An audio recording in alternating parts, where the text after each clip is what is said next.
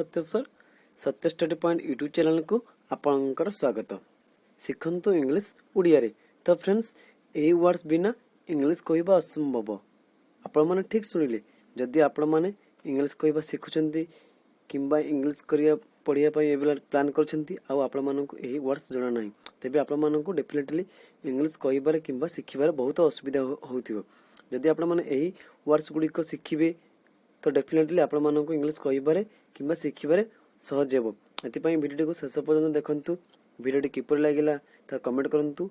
जदि वीडियो भलो लागिला तो लाइक करंतु एवं संग साथी सह शेयर करंतु। जदि मो चैनल को नुआ आस्थांती सब्सक्राइब करनांती तेबे चैनल को सब्सक्राइब करी पाखर थिबा बेल को दबाई देंतु जहा फल एही प्रकार वीडियो आगो को देखि पारे। तो चलंतु वीडियो स्टार्ट करिबा। चलंतु। तो फ्रेंड्स प्रथम शब्दटी कोन ना आई। आई रो अर्थ कोन मु। तबरे उई डब्ल्यू उई माने आंबे। नेक्स्ट आसला यू। यू माने तू तुमे तुंबे माने।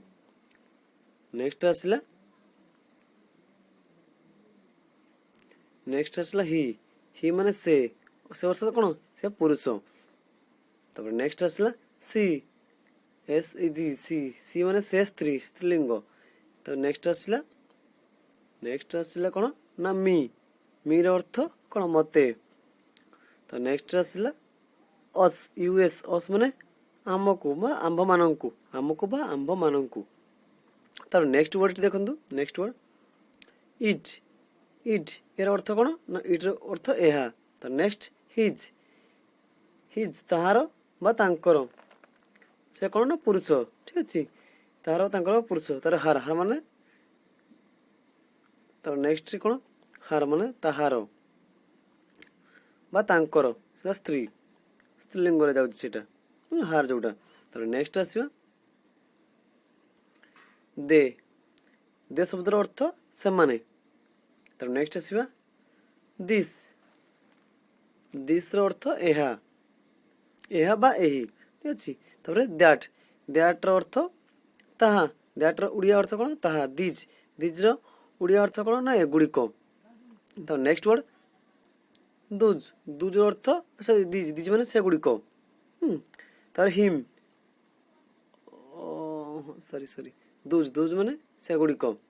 तापरे हिम नेक्स्ट वर्ड कोन ना हिम हिम मान तांकु बा तांकु सेटा कोन ना पुरुष वाचक शब्द। ठीक अछि पुरुष वाचक हिम हिम तांकु बा तांकु पुरुष वाचक शब्द। तापरे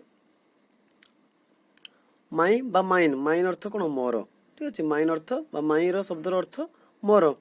तापरे नेक्स्ट वर्ड्स आवर बा आवर्स आमर बा आंभ मानकर आमर बा आंभ मानकर।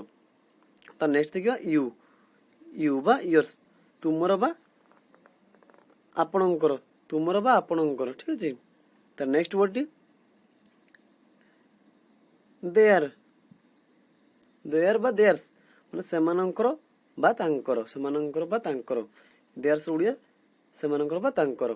त नेक्स्ट देखिबा word them THEM them them them रो उड़िया कोन ना सेमानंकु। तबरे नेक्स्ट देखिबा शब्द माई सेल्फ रो अर्थ मु निजे बा निजको। तब नेक्स्ट वर्ड देखिबा आवर सेल्फ नेक्स्ट वर्ड कोन आवर सेल्फ आंबे माने निजे। तब नेक्स्ट देखिबा योरसेल्फ माने तुम्भे निजे। ठीक अछि योरसेल्फ माने कोन ना तुम्भे निजे। तो नेक्स्ट वर्ड इटसेल्फ एर अर्थ एहा निजे। तो नेक्स्ट वर्ड हिमसेल्फ हिमसेल्फ निजे हिमसेल्फ बा निजे से पुरुष वाक्य जाउची। तो हरसेल्फ से भली स्त्रीलिंग स्त्रीलिंग से निजे बा निजे।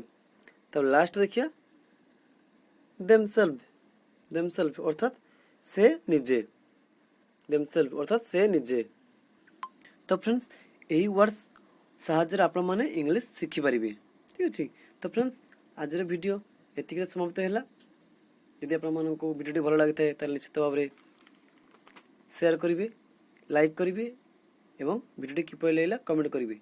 यदि हम चैनल को नुआ आस्थांती तो फ्रेंड्स आपण माने चैनल को सब्सक्राइब करी पाखर थिबा बेल आइकन को दबाई दियंतु कारण आगो को एही भली वीडियो आपण माने देखि परिबे।